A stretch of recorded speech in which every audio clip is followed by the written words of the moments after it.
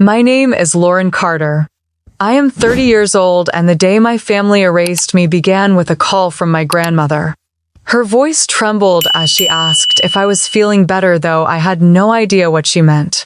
Then came the silence, followed by words that split my world apart. My sister's wedding had already happened. More than 100 guests filled the ballroom, but my seat was left empty. When I asked why, the reason was sharper than any blade. My parents said I wasn't invited because I would cause drama. In that moment, I knew I had been cut out of their story. But stay with me, because what happened next turned their betrayal into the beginning of my own justice. I was sitting in my car in the parking lot outside the office, the late afternoon sun beating against the windshield, when my phone lit up with Grandma Rose's name. I pressed the screen quickly, still expecting her to ask about my week or tell me about her roses blooming back in Dayton. Her voice was soft but heavier than usual. "How are you feeling, Lauren? Are you doing any better?" My brow furrowed. "Better from what, Grandma?" "I'm fine, why?" There was a pause, a silence so heavy I could hear her breath shifting through the speaker. My stomach tensed because I knew whatever came next was going to hurt. "Your parents told me you weren't invited to Isabella's wedding because you might cause drama." For a moment the words didn't land. I blinked at the dash of my car, the hum of traffic muffled through the glass. My sister's wedding. The words repeated in my head like an echo I couldn't stop. I shook my head even though she couldn't see me. "Grandma, what wedding?" Another pause. I heard her swallow, and her voice trembled when she finally spoke. "Sweetheart, your sister was married last weekend. A big wedding. The whole family was there." The steering wheel under my palms felt like ice. Married. The family gathered, celebrated, and I hadn't even known it was happening. My throat tightened so much it burned. "I didn't know," I whispered, my voice breaking. "I didn't know anything." Her breath hitched on the other end, and then I could hear the grief in her sigh. "I don't understand why they would do that to you, Lauren, but I thought you deserved to know." We said goodbyes soon after. Her voice was full of worry I couldn't soothe, and when the call ended, the silence in my car was deafening. The world outside went on with its normal rhythm, horns blaring, people walking into stores, engines starting. Mine had cracked open. I sat there gripping the steering wheel, unable to turn the key, unable to breathe properly. Isabella had been married. Everyone had been there. Neighbors from down the block, cousins I hadn't seen since college, my parents, of course, and me. I was nowhere. It wasn't only about the wedding. It was confirmation of something I had been pushing down for years, a truth I tried not to name. That to my family I was disposable. I closed my eyes and leaned back into the seat, letting the weight of it all sink into my chest. The words Grandma had repeated kept replaying in my mind. They said I would cause drama. My lips curled into a bitter smile even as my eyes stung. I had spent my whole life trying to stay quiet, to not step on their pride or steal their spotlight. I thought if I worked hard enough, kept my head down, one day they might see me. One day I might matter to them. But now the evidence was too loud. They hadn't just forgotten me. They hadn't overlooked me. They had chosen to erase me from a moment that would live forever in photographs and stories, a moment they wanted me nowhere near. My phone slipped from my hand into the cup holder, the screen dark. My chest rose and fell fast, shallow, like I was fighting against the air itself. Grandma's words circled again. "They told me you would cause drama." I thought of my mother's tight smile at Sunday dinners, my father's clipped tone when I tried to talk about my work, the way Isabella always smirked when the conversation turned in her favor. They had painted me as the problem so cleanly that even Grandma had believed it until she heard my voice. I gripped the wheel tighter, the leather creaking beneath my fingers. The parking lot was thinning out as coworkers pulled away, heading home to their families, their dinners, their lives. I sat frozen because mine felt like it had been pulled out from under me. I finally turned the key and the engine rumbled to life. My eyes blurred, but I blinked them clear, forcing myself to focus on the road. The drive home was a haze of stoplights and brake lights, my thoughts louder than the radio I never turned on. When I parked outside my apartment, I didn't move right away. The building's brick walls loomed quiet, the stairwell window reflecting the fading light. I picked up my phone again, stared at the black screen, then set it back down. No one had called me, not my mother, not my father, not Isabella. Only Grandma, and even she had been told a version of me that wasn't real. I carried my bag upstairs and let it drop on the couch. The silence inside pressed against me, the same silence that had followed me from the car. I sat down, elbows on my knees, my hands covering my face. My breath came ragged, uneven. The wedding had already happened, the pictures already taken, the vows already spoken, the glasses already clinked. My parents had smiled, my sister had shined, and I had been erased. And sitting there in that still apartment, I finally admitted it to myself. It wasn't an oversight, it wasn't bad communication. It was deliberate. They had decided I did not belong. And now there was no going back. When I finally let my head drop back against the couch, my mind did what it always did when reality felt too sharp. It drifted backward to years that still ached in quiet ways. Childhood memories never left me alone, especially the ones that showed me exactly where I stood in my family. I saw my father, Richard Carter, standing on the sidelines of a county fair pageant when I was 9 and Isabella was 12. She had begged to enter the junior beauty contest, and he had driven her 2 towns over just to watch her walk across a stage in a blue satin dress. His voice was booming, cheering so loudly the other parents turned. Evelyn sat beside him, clapping with both hands and calling Isabella's name as if her daughter were the only girl in the room. I had held a stack of library books in my lap, waiting for the show to end, invisible beside them. When Isabella won second place, my father hoisted her up on his shoulders and declared that she was destined for more than this small town could ever offer. No one asked me how I had done on the spelling bee that same morning. I had placed first, but there had been no banners, no clapping, no shoulders to sit on. That pattern followed us home.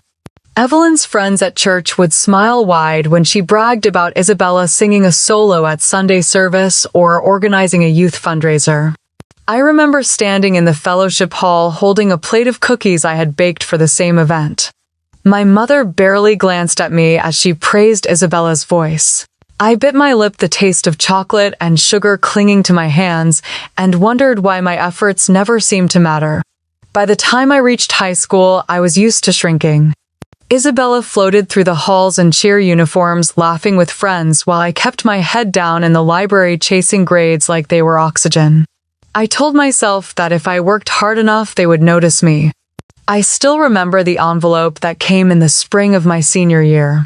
A scholarship offer, a full ride to Ohio State, something I had dreamed about quietly for years. I rushed home, heart pounding, the letter clutched in my hand. My father was at the kitchen table reading the sports section, Evelyn chopping vegetables at the counter. I laid the envelope down and said I got it, a full scholarship.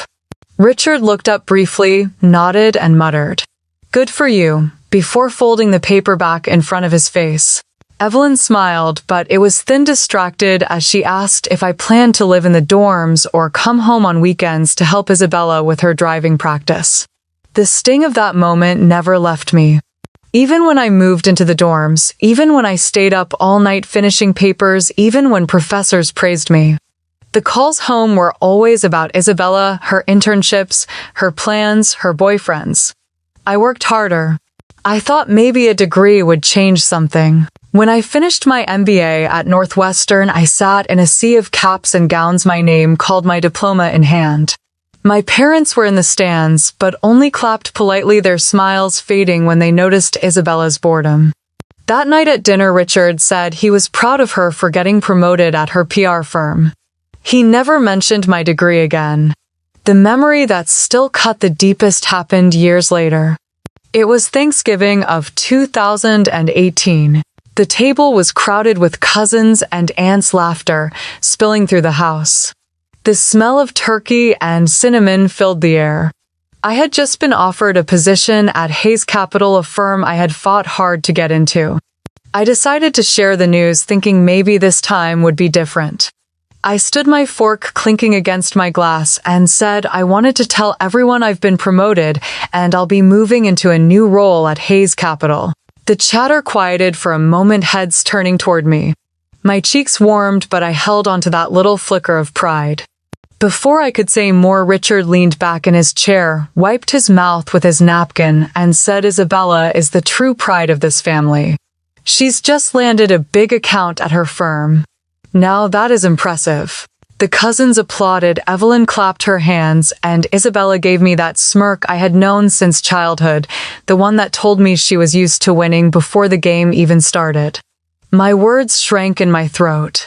I sat back down smiling like it didn't matter, while inside something cracked so loudly I was afraid they could hear it. That night, after everyone left, I stood at the kitchen sink rinsing plates. Evelyn came up beside me humming. She said I should be grateful to have a steady job, that not everyone could shine like Isabella, but I was still useful. Useful. The word stuck like grit between my teeth. I went back to my small apartment in Cleveland with leftovers in a foil tray and sat alone at the table, my new title echoing in my head. It should have felt like victory, but it felt hollow. Those years taught me a lesson I wish I could have unlearned. That in the Carter house, no matter what I achieved, I would never be enough. The spotlight was reserved for Isabella. The applause was saved for her. And every time I tried to step forward, someone pushed me back into the shadows. Now, sitting in my apartment years later, with Grandma's calls still ringing in my ears, it all connected. The wedding, the lies, the excuses. It was the same story written over and over. Only this time it was permanent. The memories left me drained, my chest heavy with the weight of years I could never reclaim. I poured a glass of water, the kitchen lights casting long shadows across the counter, and pressed my palms against the cool surface. I understood then that being excluded from the wedding wasn't just about one day. It was the final proof of what had been true all along. To them, I was never meant to belong. That night, I sat on the edge of my bed, the room dim except for the glow of my phone. I had avoided opening Instagram for days, but the silence around me pressed too hard. A part of me needed proof, something real, even if it shattered me. With my thumb, I unlocked the screen and scrolled. The first image stopped me cold. Isabella stood beneath an arch of white roses, her long lace gown glimmering under the lights. My father held her arm, his face proud, as he walked her down the aisle like it was his own triumph. My mother was in the front row, her hands pressed together against her lips, tears spilling down her cheeks. The caption beneath read, "Perfect day, perfect family." My stomach twisted. Perfect family. I kept scrolling. Photo after photo filled the screen, each one carving into me deeper than the last. The ballroom was lit by crystal chandeliers, round tables dressed in silk cloths, a towering cake gleaming at the center. The crowd was endless, faces from every corner of my past. Neighbors from Dayton who used to wave at me on the way to school. Cousins I had not seen since I was a teenager. My mother's church friends, my father's golf partners. All of them had been invited, dressed up and smiling into the camera. All of them except me. My throat tightened as I swiped again. There was Isabella twirling on the dance floor, her veil catching the light as she laughed in my father's arms. Evelyn leaned into the frame, her face bright with joy, no trace of guilt. In another photo, Richard stood with a microphone, raising a glass of champagne, smiling so wide his cheeks flushed. The caption read, "A father's proudest moment." I dropped the phone into my lap, my pulse racing in my ears. This wasn't an intimate ceremony. It wasn't a small gathering where space was limited. It was a spectacle, one they had gone out of their way to make sure I did not see. I picked the phone back up and scrolled again, punishing myself with every new picture. Aunts posed by the cake, uncles clapping in the background, children running across the dance floor. Laughter frozen in frames. I searched desperately for a glimpse of myself, some hint that maybe they had mentioned me, maybe a chair with my name left empty. But there was nothing. The silence around my name was louder than the music in those videos. I thought of Grandma Rose's voice, steady but uncertain, when she said they told her I would cause drama. The words wrapped around me like a chokehold. My parents had not only excluded me, they had justified it with a story that made me the villain. The bitterness surged so quickly I clenched my jaw until it hurt. Drama. That was what they called me. After all the years of silence, of swallowing back my own pain so they could shine a little brighter, they had branded me the problem. I stood pacing the room, the phone still in my hand. My reflection in the mirror across the room startled me. My eyes were red, my shoulders tight. I barely recognized the woman staring back. I wanted to scream, to throw the phone, to make the walls hear what they never had. Instead, I walked back to the bed, sank down, and stared again at the glowing images. A part of me couldn't look away. The dress, the flowers, the chandeliers, they had crafted a perfect picture without me. My father's speech, my mother's tears, Isabella's smile. None of it included me, and that was the point. My chest rose and fell with uneven breaths. I thought about the years of being told to keep my voice down, to stop arguing, to not ruin the mood. How convenient it must have been to write me out of the story entirely. My fingers trembled as I scrolled to the last post, a wide shot of the entire ballroom, tables packed with guests raising their glasses high. My parents in the center, Isabella beaming beside Thomas, her new husband. Everyone was lit with joy. Everyone but me, who wasn't even a shadow in the room. The air in my apartment felt heavy, pressing against my chest. I squeezed the phone in my hand, my nails digging into the case, until finally I hurled it onto the mattress. It bounced once before landing face down, the light cutting off. My hands covered my face, heat rising behind my eyes. The only sound was the echo of Grandma's voice in my memory, repeating the excuse that had erased me. They said you would cause drama. I let the words settle, my breath ragged in the dark. Then I lay back against the pillows, staring at the ceiling. The silence was thick but steady, the kind that told me something inside me had shifted for good. I woke up the next morning with the same heaviness pressing against my chest, the kind of weight that no amount of sleep could dissolve. The images from Isabella's wedding still burned behind my eyelids, and Grandma's trembling voice replayed in my head until I thought I would scream. I moved through my apartment like a ghost, making coffee, sitting at the table, staring at the steam rise, but not tasting a single sip. By mid-afternoon, something inside me hardened. I could not carry this silence any longer. I needed to hear it from them. The drive to Shaker Heights felt longer than usual, every stoplight daring me to turn back. But I didn't. My hands were white-knuckled around the steering wheel, my heart thundering with each mile. I parked in front of the house. I had once called home, the brick facade looking just as polished as ever, flower pots blooming neatly along the porch. The same house where birthdays and Christmas mornings had unfolded, where laughter had filled rooms I never fully belonged in. I walked up the path, my footsteps sharp on the concrete. The porch light was already on, though it was barely evening. I rang the bell, and a moment later the door cracked open. Evelyn stood there in a soft blouse and slacks, a dish towel in her hand. Her eyes widened at the sight of me, and she forced a smile that didn't reach her eyes. "Lauren," she said carefully, like she wasn't sure whether to welcome me in or close the door. "What are you doing here?" I stepped past her without asking. The smell of garlic and onions drifted from the kitchen, familiar and irritating all at once. My voice shook at first, but steadied as I spoke. Why didn't anyone tell me Isabella was getting married? The towel twisted in her fingers. She opened her mouth, closed it, then tried again. "We thought you wouldn't want to be in such a big crowd," she whispered. "You never liked those kinds of events."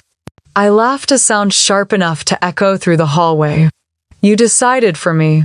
You erased me from my own sister's wedding because it was easier than letting me be there."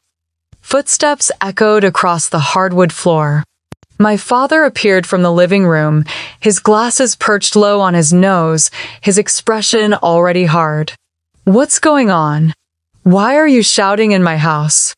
I turned to him, the words bursting out before I could soften them. "Tell me why I wasn't invited." Richard's jaw clenched. He glanced at my mother, then back at me with a look that sliced through what little hope I had left. You want the truth? Yes, I said, my voice cracking but firm. Because you would have ruined it, he said plainly. Isabella deserved her day without you making a scene. We had to protect her and protect our reputation. I blinked, stunned, even though part of me had already known. You think I would have ruined it? All I wanted was to be there. I'm her sister. His lips pressed into a thin line. At the country club, at church, everyone knows how difficult you are. We couldn't risk it. I staggered back a step, my breath coming in shallow bursts. Years of being told to quiet down, to not argue, to not embarrass them came crashing down in a single wave. A voice floated from the staircase, cool and casual. Honestly, it was a relief not having you there. I looked up. Isabella descended slowly, her hair pinned neatly, a silk sweater draped over her frame. Her expression was smug, her tone dripping with satisfaction. You would have made it awkward. Everyone knows you don't fit in with that world. My chest tightened. My sister, the girl I once built blanket forts with, the girl I shared a bedroom with for 12 years, was looking at me like a stranger. You cut me out, I said quietly, my throat raw. You made sure I wasn't even an afterthought. She tilted her head, her smile small and cruel. It was better that way. The silence that followed was unbearable. My mother wrung the dish towel, her gaze darting between us. My father's expression didn't soften. Finally, Richard chuckled under his breath, shaking his head as though I were a child throwing a tantrum. Be serious, Lauren. You'll never get married. You don't have it in you. The words hit with the force of a punch. I couldn't move, couldn't breathe. For years I had swallowed their slights, convinced myself that if I achieved more, worked harder, they might see me. But here it was laid bare, their judgment final and merciless. Something shifted deep in my chest. The trembling in my hands stilled, my back straightened, and my voice came out calm, steadier than I felt. Then don't expect an invitation to mine. The room froze. My mother's mouth fell open, her eyes glistening with shock. My father's smirk faltered, though he quickly covered it with disdain. Isabella blinked, her smugness cracking for just a flicker before hardening again. I didn't wait for their response. I turned toward the door, my shoes loud against the floorboards. Evelyn called my name softly, almost pleading, but I didn't stop. I pulled open the door and stepped into the cool evening air, my lungs finally filling with something that wasn't poison. As I walked down the porch steps, I heard laughter behind me, faint but sharp like knives thrown at my back. I slid into my car, gripped the steering wheel, and stared at the house that had never been a home. The porch light glowed warmly, a beacon for everyone but me. I started the engine, the rumble steady under my hands, and pulled away from the curb. My reflection in the rearview mirror looked pale and worn, but my eyes held something I hadn't seen in years. Resolve. The streets blurred past each block, carrying me farther from the words that had been meant to break me. For the first time in a long time, I realized they no longer had the power to decide who I was. They had thrown me out of their story, but maybe it was time I wrote my own. When I unlocked the door to my apartment, the familiar quiet wrapped around me like a blanket. I set my bag on the counter and leaned against the kitchen island, breathing in the scent of coffee grounds still lingering from that morning. The tension from my parents' house clung to me, but underneath it pulsed a secret. They had never noticed, a truth that I had kept close to my chest for months. On my left hand, the diamond ring caught the light as I reached for a glass of water. I turned it slowly, letting it glitter against the fading sunset. 6 months ago, Julian Hayes had slipped it onto my finger, his hand steady, his eyes shining with certainty. He had asked me to marry him in the simplest way, no audience, no grand stage, just the two of us sitting in his small but elegant condo in downtown Cleveland, a bottle of wine half finished between us. I could still hear his voice that night. Lauren, I don't care where we live or what anyone thinks. I just know I don't want another day without you. It had been the first time in my life that someone's words didn't come laced with conditions or expectations. I said yes, with tears running down my face, and for once they were tears of relief. Since then, the ring had been their everyday, quiet proof of a future I was building. My parents had seen me dozens of times at family dinners at Christmas, even once when I stopped by for coffee with my mother. They never noticed. Or maybe they never cared to look closely enough. I carried my glass into the living room and sat down, the weight of the day pressing into my shoulders. My mind drifted back further to the first time Julian had walked into my life. It was sophomore year at Ohio State. I was balancing 2 part-time jobs, carrying a full course load, trying to prove myself in every direction. He was already different than not the typical finance major who thought the world revolved around his father's name. We met in an economics lecture, the kind with 200 students and a professor who droned through PowerPoint slides. I was scribbling notes furiously when a folded piece of paper landed on my desk. I opened it expecting some joke, but it was a sketch of the supply and demand chart drawn more clearly than the one on the screen. At the bottom he had written, "Looks like you're working harder than the professor." I turned to see a tall guy with sandy hair and sharp green eyes grinning at me. That was Julian. From then on, we found each other in study groups, coffee shops, late-night libraries. He respected the grind, never belittled my ambition, never told me to be quieter or smaller. When my parents forgot to call after I won a scholarship, he showed up with takeout Chinese and sat with me until my tears dried. I thought about all of that now, sitting in the dim light of my apartment, and wondered how my family could be blind to what was right in front of them. They had dismissed me so thoroughly they never once asked about the ring, never once noticed the glow in my face when I mentioned Julian. The sound of a key turning in the lock pulled me out of my thoughts. Julian stepped inside, his tie loosened, his jacket slung over his shoulder. His eyes immediately found mine, and in 2 strides he was at my side. "Rough day?" he asked softly, brushing a strand of hair from my face. I let out a shaky laugh. That's one way to put it. He sat down beside me, his arm wrapping around my shoulders. I told him everything, the words spilling out faster than I expected. My parents' cold faces, Isabella's smirk, my father's cruel declaration that I would never get married. Julian listened, silent, his thumb tracing circles on the back of my hand. When I finished, the silence in the room was heavy, broken only by the hum of the refrigerator. Julian finally spoke, his voice calm but firm. "They don't get to define you. They never did." Tears burned in my eyes, but this time I didn't fight them. I rested my forehead against his shoulder, feeling the solid warmth of him grounding me. He pulled back gently, tilting my chin, so I had to look at him. "You know what I see when I look at you. I see someone stronger than anyone gives her credit for. Someone who has built a life on her own terms." I shook my head, my voice small. "They made it clear. To them, I'm nothing." Julian's jaw tightened. "Then we don't need them." I blinked at him, startled. "What do you mean?" He held my left hand, the diamond catching the light between us. "We get to decide what our life looks like. When the time comes when we stand up in front of the people we love, we'll choose exactly who deserves to be there." The conviction in his voice pierced the fog in my mind. For months, I had been clinging to scraps of hope, waiting for my family to see me. But here was Julian offering me something else entirely. Choice. Freedom. I squeezed his hand, a flicker of something fierce rising inside me.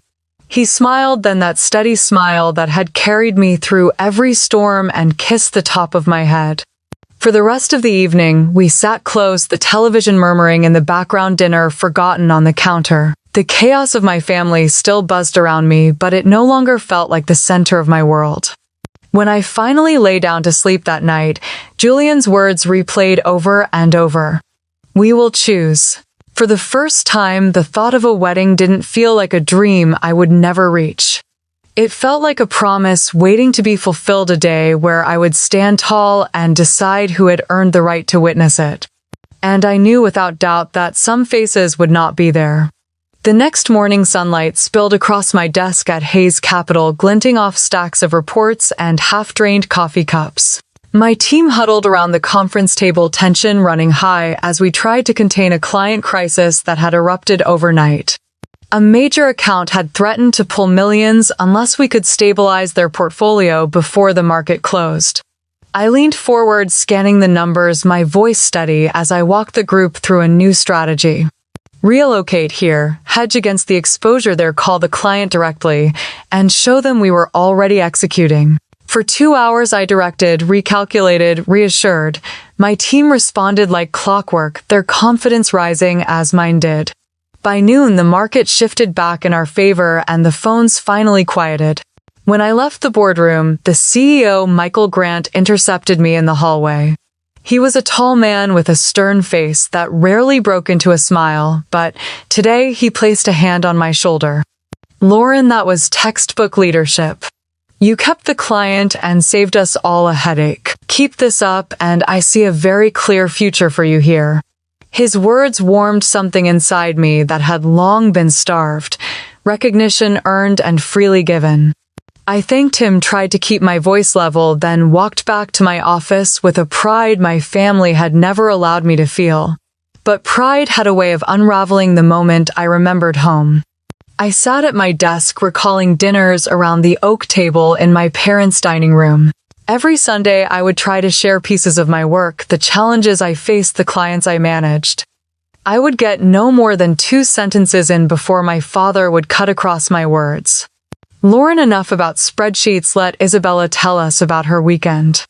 And then all eyes would turn to her, Isabella, glowing as she described some gala or photo shoot, my mother beaming as though her daughter were on the cover of Vogue.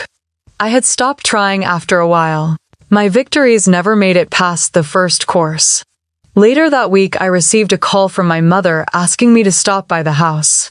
Her voice carried that rehearsed sweetness she always wore before delivering something bitter. Against my better judgment, I agreed. When I arrived, Evelyn met me at the door with a polite smile that did not reach her eyes. She led me into the living room where my father was already seated, papers neatly arranged on the coffee table. Richard cleared his throat, his expression the same one he wore in the board meetings I had sometimes observed when I was younger, back when I still thought he admired me. Lauren, we need to talk about the house. I sat down slowly, my palms pressing against my knees. What about it? Evelyn folded her hands, her tone careful. Your sister is married now. She and Daniel will need stability, a foundation to start their lives. We think it is best if the family home passes fully to her. I blinked, stunned. That house had been in our family for 3 generations. I was still listed in the will alongside Isabella. My voice caught. You want me to give up my share? Richard slid the papers toward me, his gaze cold. We already had our attorney draft the documents. All you need to do is sign. Anger flared in my chest. So after shutting me out of the wedding, now you want to erase me from the house too? Richard's eyes narrowed. It is not about erasing. It is about doing what is practical. You do not need it. Isabella does. Evelyn added softly. Think of it as a gift to your sister. A gesture of unity after all that has happened. I let out a bitter laugh. A gift. After telling the entire family I would ruin her wedding. After pretending I do not exist. Now you expect me to hand over the only tie I have left to this family. The silence that followed was suffocating. My father's jaw tightened, his voice cutting through. You will sign, Lauren. You have always been difficult, but this is bigger than you. I pushed the papers back across the table, the pen rolling onto the carpet. Number Evelyn's smile faltered. Think carefully. This will make things much easier for everyone. My throat burned as I stood. For everyone but me. You made your choice when you locked me out of the wedding. You do not get to take this too. Richard's voice rose sharp enough to pierce the air. Then do not expect to be welcome here anymore. I turned toward the door, my pulse racing, but my steps steady. I paused just long enough to glance back at them. You already made sure of that. The weight of the house seemed to press down on me as I walked outside, the autumn air biting against my cheeks. My chest ached, but beneath it ran a current of something stronger, steadier. They could strip me of invitations, dismiss my achievements, even try to take my inheritance, but I was done handing them pieces of myself. I unlocked my car, slid inside, and gripped the steering wheel. My hands were trembling, but not from fear. The heaviness lingered, yet beneath it was a quiet certainty. They had taken enough, and I would not give them more. The following morning, I woke to the vibration of my phone buzzing on the nightstand. Dozens of notifications lit the screen, messages from people I barely spoke to anymore. Some were curious, some pitying, others laced with that sharp edge of gossip disguised as concern. Confused, I opened Facebook, and the words hit me like a slap.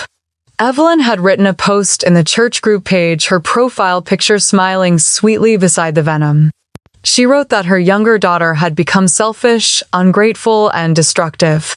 She said I had chosen to distance myself, that inviting me to Isabella's wedding would have only brought drama and ruined the day.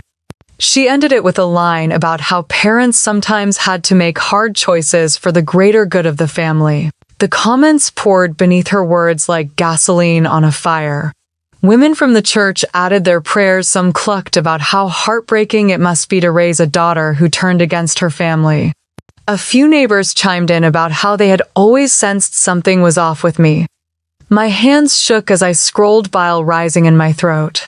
They had not only cut me out of a wedding, they had made me into a public villain, the scapegoat for every whisper in the community. My phone buzzed again with a message from Mrs. Henderson, the neighbor who had watched us grow up. "Lauren, is this true? Did you really fight with your family so badly?" I dropped the phone onto the couch cushion and buried my face in my hands. Rage burned through me, hot and bitter, but tangled with something colder, heavier. Humiliation. They had not just excluded me, they had branded me. All morning texts and calls rolled in. Old classmates, distant cousins, even people I had not spoken to in a decade. Each message carried curiosity or judgment, but very few carried kindness. I considered writing a response, posting my side of the story, but the thought made me sick. My mother had played her role so well, painting herself as the long-suffering parent. Anything I wrote would only feed the circus. By afternoon, I sat in silence on my balcony, staring at the skyline. The ache in my chest was unbearable, and for the first time in years, I wondered if staying silent was just letting them win again. That evening, Julian came home, his face clouded the moment he saw me. He set his briefcase down and crossed the room. "Lauren, I saw it. My parents saw it too." I stiffened. "Your parents?" He nodded, sitting beside me, his hand warm against mine. "My father called me the moment he read it. He is furious. He said he is not going to let this go unanswered." The words made my stomach tighten. William Hayes was not a man who minced words or tolerated slander, especially toward family. But the thought of him stepping into this mess made me nervous. Julian squeezed my hand. "He told me this will stop now. He is going to call them directly." I inhaled sharply. The idea of William Hayes, a man with influence and authority, calling my parents terrified me almost as much as it reassured me. My family thrived on control, but William was not someone they could bend with guilt or charm. That night, as I lay in bed, I replayed the post in my mind. My mother's smiling photo beside those words that cut me into pieces. But under the raw hurt, another truth pulsed. I was not standing alone anymore. Julian had chosen me, not them. And now his father, a man of stature, was willing to stand with me too. The next day, William Hayes himself called me. His voice was steady, deep, carrying that kind of authority that silenced a room. "Lauren, I want you to hear this from me. That post was malicious and unacceptable. I already told Evelyn that her words were beneath the dignity of any parent. If they continue, I will make sure the church and the community know the truth." I swallowed hard, my throat tight. "Mr. Hayes, I do not want to drag anyone through public battles." His voice softened but did not waver. "Sometimes battles find us whether we want them or not. They chose to humiliate you in front of others. That will not stand." When the call ended, I sat in the stillness of my living room, the words echoing in my chest. For so long, it had been me against them, one voice drowned out by the chorus of my family's narrative. But now, for the first time, another voice had spoken loud and firm on my side. The fear did not vanish. I knew my parents and I knew Isabella. They would not take kindly to being challenged, especially by someone outside the bloodline. But beneath the unease was a new certainty. I was not alone anymore. I closed my eyes, my breath finally steadying, and allowed myself to feel the smallest flicker of strength. Maybe this was the beginning of something I had never dared to believe in. Support that could not be stripped away, loyalty that was not conditional. For the first time in weeks, I felt the faintest sense of relief settle in my chest, fragile but real. Julian leaned across the table that evening, his eyes steady, as if he already knew the decision forming in me before I did. His family had gathered us for dinner at their home in Connecticut, the kind of dinner that hummed with warmth instead of tension, where voices rose in laughter instead of sharp commands. Between courses, William mentioned the estate in New England, a sprawling property tucked against rolling hills and shaded by ancient oaks. He said it could hold 40 guests, comfortably private yet filled with character. The words were an offer, but the tone was more than that. It was a promise of belonging. Julian's mother, Elizabeth, reached for my hand across the linen-covered table. "You deserve a day that is only about love, not about survival," she said softly. I felt tears sting the corners of my eyes, because it was the first time someone had said that to me. Not about keeping the peace, not about what others might think, just love. The next morning we began to draft the guest list. 40 names. Each one carefully chosen, not from obligation, but from genuine connection. Rose was at the top, written in my neat handwriting, followed by Aunt Margaret, who had always slipped me encouragement when no one else noticed. Then Emily and Grace, my cousins who had laughed with me during summers when the weight of favoritism pressed the heaviest. When the envelopes arrived from the printer, cream with gold edging, I ran my fingers over them as if they were fragile. Julian sealed the first one and pressed it into my hands. "Take this to your grandmother," he said. "I want her to know how important she is to us." That weekend we drove to Rose's little house on Maple Street. She opened the door slowly, her silver hair tucked behind her ears, her eyes wary until she saw the envelope in my hand. Her fingers trembled as she opened it. For a long moment she just stared at the card, the words embossed in delicate script. Then tears welled in her eyes. "I never thought I would see this day for you," she whispered, pulling me close. "Not because you were not worthy, but because they made you believe you were not." My chest tightened and I hugged her harder than I had in years. Behind her, Aunt Margaret dabbed her eyes with a tissue, murmuring that she would not miss it for the world. Emily and Grace squealed as they read their invitations, their joy genuine and unfiltered. For the first time, handing out wedding invitations felt like offering pieces of myself and watching them be held gently instead of crushed. That night, though, sleep evaded me. I lay in bed staring at the ceiling, the shadows long and restless. Every time I closed my eyes, I saw Richard's face, the smirk curling as he said I would never have a wedding. His voice crawled into the silence, sharp and cruel. I tossed and turned, my mind tugged between the warmth of the people who cherished me and the ache of the ones who had cast me aside. Julian rolled over and brushed my hair back. "You are awake again," I sighed. "I keep thinking about them, about whether I should send an invitation." His brow furrowed. After everything they did, the question hung heavy in the dark. Part of me wanted to believe in reconciliation, in the idea that family could heal if given the chance. But the louder part remembered my father's mocking laughter, my mother's carefully crafted betrayal on Facebook, Isabella's gloating words. Julian held my hand.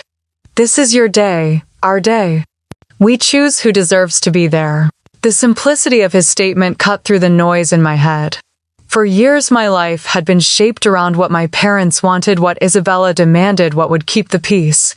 But this day was not theirs to control. The following afternoon I sat at the kitchen table with the last few invitations in front of me. The empty envelopes stared back like accusations. My hand hovered, pen shaking slightly as if part of me still waited for permission. Then I pushed them aside. They would remain blank. I thought of the look on my father's face, his certainty that I would never stand in a white dress with someone who loved me. I thought of my mother twisting words until the world saw me as the problem. I thought of Isabella smug and triumphant when she believed I had been erased from the story entirely. I whispered into the quiet, almost like a vow. Not this time. When Julian came home that evening, I showed him the stack of completed invitations, each one sealed and ready. The pile was smaller without their names, but it felt stronger. He looked at me, searching my face, then smiled gently. So you decided. I nodded, the weight in my chest lighter than it had been in years. They will not be there. He kissed my forehead and pulled me into his arms. Then we will celebrate with the people who matter. Later that night, as I slipped the invitations into the mailbox, I felt the finality settle in. It was not bitterness, it was clarity. I was choosing my future, and in that choice, I finally let go of the hold they had kept on me for so long. I walked back inside, the cold air sharp against my cheeks, and for the first time the silence in my home felt like peace instead of emptiness. The bridal shop smelled faintly of lavender and new fabric, a comforting blend that settled my nerves as I stood in front of the mirror. The gown hugged my frame, softly layers of ivory tulle cascading around me in a way that felt unreal. Emily and Grace circled me like excited bees, their voices overlapping as they fussed over details I hadn't even considered. The neckline is perfect, Emily said, adjusting a stray strap. Grace clasped her hands together. And the train, oh my gosh, it's like something out of a magazine. I laughed, a sound that startled me because it came so easily. For years, laughter had felt guarded, as if I needed to be careful not to draw too much attention.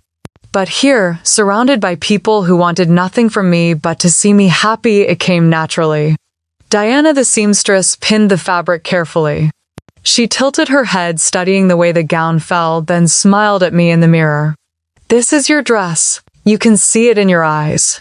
I stared at my reflection, trying to reconcile the woman in the mirror with the girl who had once sat silently in family dinners, shrinking into the background while Isabella was praised. The woman staring back at me looked strong. She looked loved. Later that afternoon, we gathered at my apartment. Emily and Grace sprawled across the couch, flipping through mood boards and Pinterest photos, throwing out ideas faster than I could write them down. Dried lavender centerpieces, twinkle lights wrapped around the oak trees, a dessert table with homemade pies instead of a towering cake. You don't have to make it picture perfect, Grace said, grinning as she waved her phone. Just make it you. Aunt Margaret arrived with a notebook in hand, ever the organizer. She immediately began cross-checking the guest list, with the catering arrangements, her pen moving with precision. She reminded me so much of Rose in that moment, practical and steady, a kind of anchor I had never felt from my parents. As the sun dipped outside, painting the room in amber light, my phone buzzed. Rose's name lit up the screen. I stepped onto the balcony, heart lifting as I answered. Her voice was thick with emotion. Oh, sweetheart, I just wanted to tell you how proud I am. I never thought I'd see this day, not because you weren't worthy, but because they worked so hard to convince you otherwise. Tears filled my eyes instantly. Grandma, She sniffled on the other end. I'm coming early, you hear me? I want to be there for every moment. I'll sit in the front row and clap louder than anyone. A laugh bubbled out of me, shaky but genuine.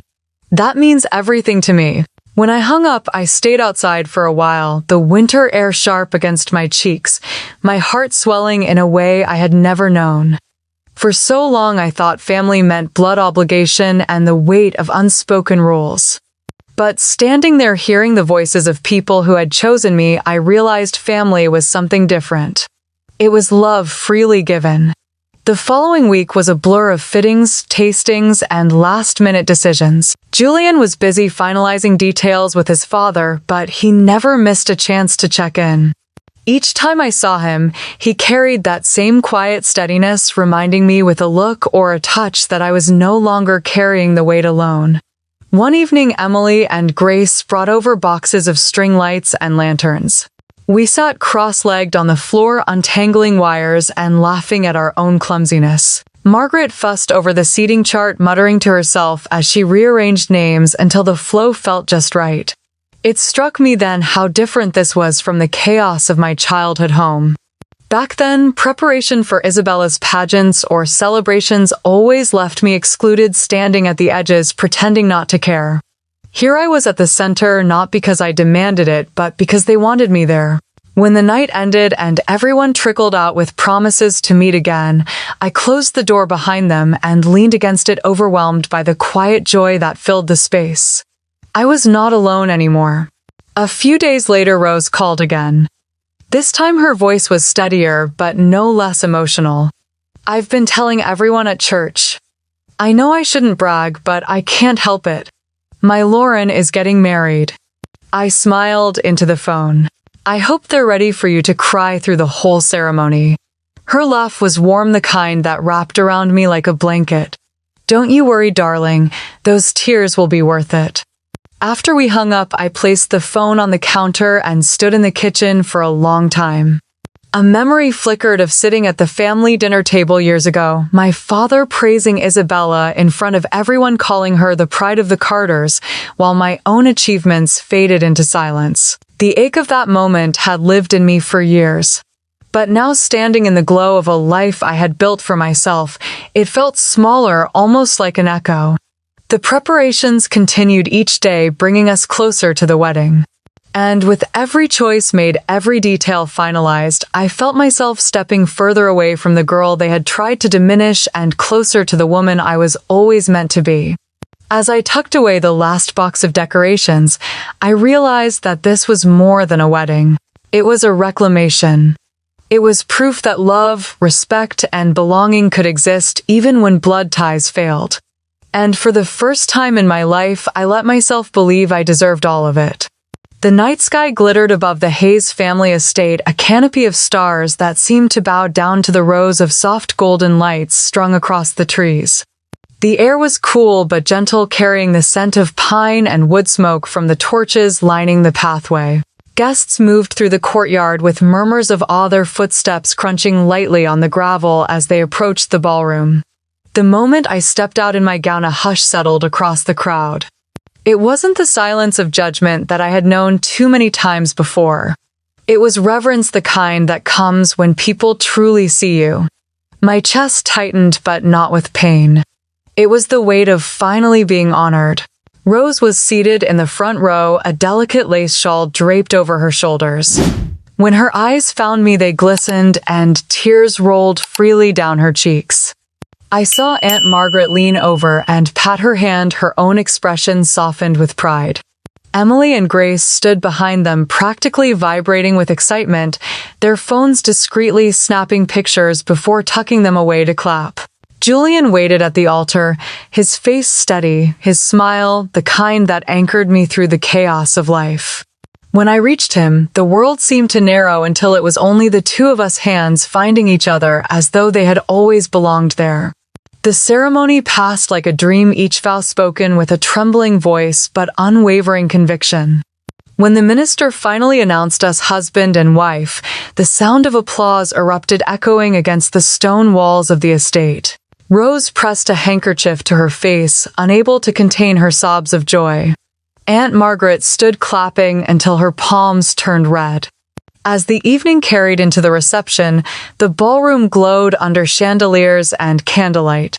The long tables were dressed with ivory linens and fresh garlands of greenery, the air alive with laughter and music. For the first time in my life, I felt enveloped, not excluded. No one interrupted me, no one dismissed me. Guests leaned in when I spoke, eyes attentive, smiles genuine. During dinner, Aunt Margaret rose to give a toast. Her voice wavered at first, but then steadied. "I have known Lauren since she was a child," she said, her gaze sweeping the room before landing on me. "I have seen her overlooked, underestimated, and left behind, and tonight I see her celebrated. To witness her find love, respect, and joy is a gift I will carry for the rest of my life." Glasses clinked, the room buzzing with warmth, and I felt tears sting my eyes. For years, I had dreamed of being spoken of with such pride, and now it was real, spoken before witnesses who believed every word. Later, as I moved through the guests, someone at one of the tables asked gently about my family's absence. The question might have once cut me open, but tonight I met it with a calm smile.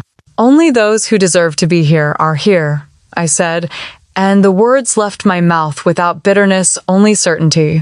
The guest nodded with quiet understanding, and the conversation drifted back to laughter. On the dance floor, Emily and Grace dragged friends into circles, their gowns twirling, their laughter contagious. Aunt Margaret chatted with the Hayes relatives, already trading recipes and family stories. Rose sat near the fire, watching everything with a glow of contentment that reminded me of the safety I had always longed for. Julian pulled me into our first dance, the room dimming slightly as the music began. His hand was firm at my waist, his eyes locked on mine, and as we moved, everything else fell away. I could hear the faint clapping and rhythm, see the smiles of friends surrounding us, but none of it mattered compared to the serenity that flowed through me. He leaned close, his voice low enough that only I could hear. "We made it here together." I rested my forehead against his shoulder, my heart steady in a way it had never been before. For years, I had chased approval from people who could never give it. Now I had chosen a different kind of belonging, one built on love that asked for nothing but truth. As the song swelled, I lifted my head and met his eyes, feeling the certainty settle deep inside me. The past had tried to break me, but it had led me here to a night wrapped in light laughter and freedom. The applause rose around us as the song ended, but my world stayed quiet, anchored by the man whose hand still held mine. And for once, I did not feel the need to look over my shoulder. I was exactly where I was meant to be. The morning after the wedding, my phone buzzed before the sun had fully risen. Dozens of notifications piled up on the screen, all from the same thread. My father's clipped words came first, accusing me of humiliating the family. Then my mother's messages followed in a rush, sharp and frantic. "How dare you shut us out? You've embarrassed us in front of the entire community." My chest tightened as I scrolled, not because their words carried the old weight, but because I realized they were still trying to twist the story into something it was not. When I ignored the messages, Evelyn turned to the only platform she truly understood, Facebook. By mid-morning, her post had gathered comments from church acquaintances and neighbors alike. I read the words slowly, each sentence painting her as a grieving mother wronged by her own child. "I was not invited to my daughter's wedding," she wrote, leaving out every cruel remark, every deliberate cut that had led us here.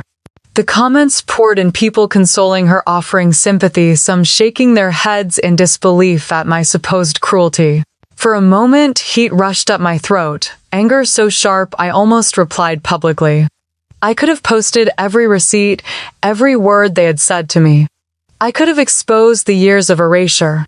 But my fingers hovered over the keyboard, then fell still. Replying would mean I still owed them something. That afternoon, my phone rang with a number I recognized immediately. William Hayes rarely called directly, but when I answered, his voice was firm. "I saw the post," he said. "I'm not going to stand by and let them drag you."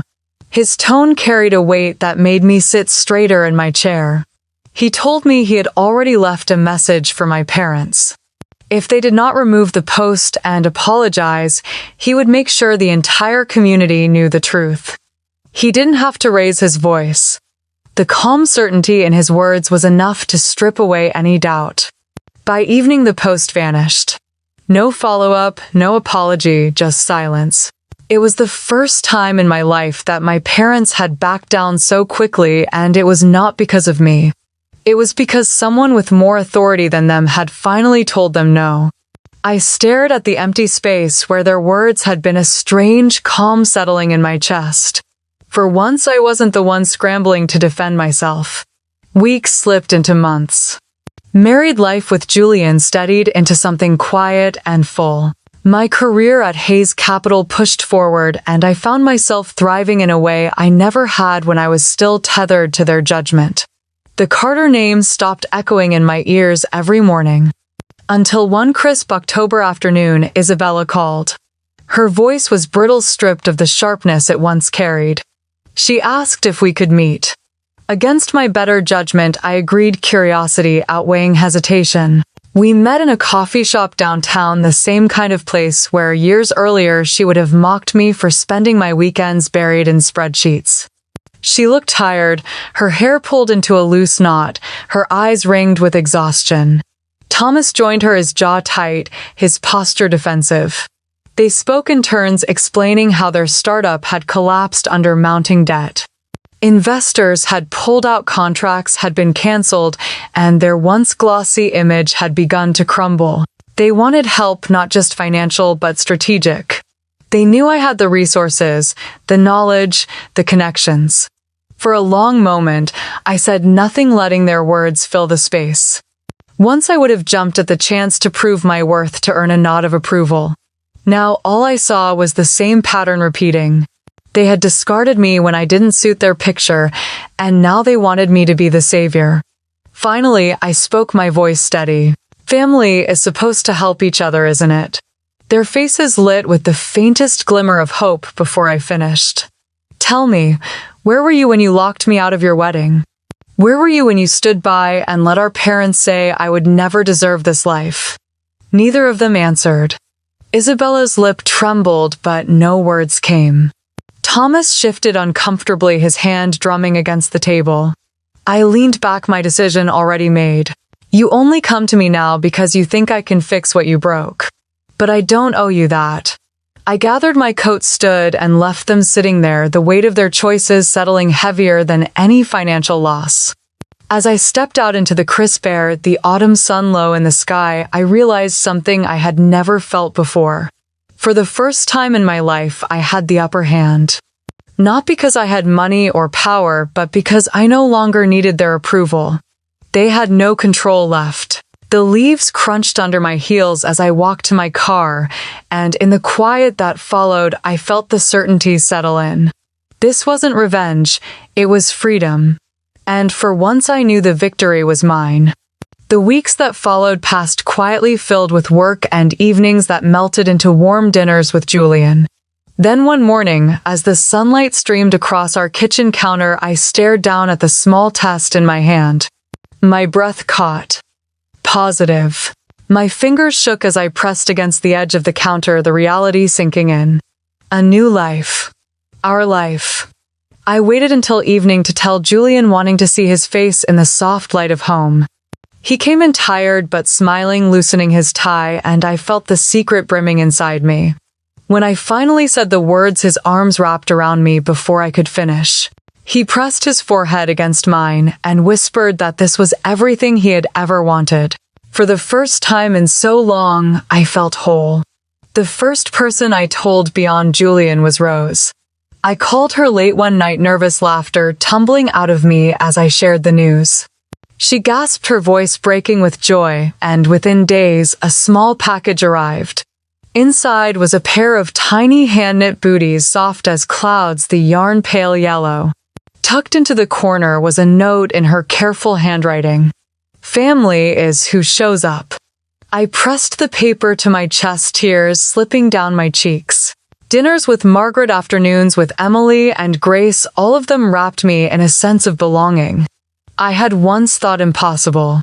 They planned showers, argued over names, and fussed over the baby before the baby had even made its presence known, beyond a flutter inside me. They were my family, chosen and steady. But news travels quickly, even without my saying a word. One evening, my phone lit up with an unfamiliar delivery confirmation. A large box arrived the next day, wrapped with glossy paper and tied in an elaborate bow. Inside was a baby blanket, pink and frilly, with a card signed in Evelyn's delicate cursive. No apology, no acknowledgement of the years of silence, only the words. Congratulations, we are so excited to be grandparents. Hours later, her Facebook post appeared. A photo of the blanket, a caption beneath it, soon to be blessed with our first grandchild. Comments poured in, friends and church acquaintances gushing about what wonderful grandparents she and Richard would be. Not a mention of me, of Julian, of the history that had led us here. I sat on the couch, the glow of the screen lighting the room, and for a moment I felt the old familiar sting. Then I shook my head, setting the phone face down on the table. The blanket lay folded across the arm of the couch, untouched. Blood may tie people together, but it does not create family. Respect and love do. Julian came into the room, resting his hand over mine, then sliding it gently to my stomach. His eyes softened, and for the first time I didn't think about who was absent, only who was here. The months passed in a blur of doctor visits and quiet mornings with tea and notebooks full of baby names. At night, when sleep refused to come, I would lay awake and remember the words my father had once spat at me. "You will never marry, you will never have a life of your own." His voice no longer echoed as a curse. It only reminded me of how wrong he had been. When the baby shifted inside me for the first time, a small flutter like a secret knocking, I pressed my hand to my belly and smiled through tears. I knew then with absolute certainty that I had already broken free of the life they tried to write for me. On a quiet Sunday, I stood in the nursery. Julian and I had painted together pale green walls glowing in the afternoon light. Rose's booties sat neatly on the dresser, Margaret's quilt folded at the foot of the crib, Emily, and Grace's framed photograph waiting to be hung. This room was a testament to love that had been given freely, not demanded. I rested my hand against my stomach, breathing deeply, and felt Julian slip behind me, his arms circling mine. The house was silent, but not empty. It was full in ways I had never known, filled with a promise I had once thought out of reach. If you have ever been overlooked by the people who should have cherished you but still found your way to love and belonging, share your story. And if this journey touched you, don't forget to like and subscribe so you can hear more stories like this one.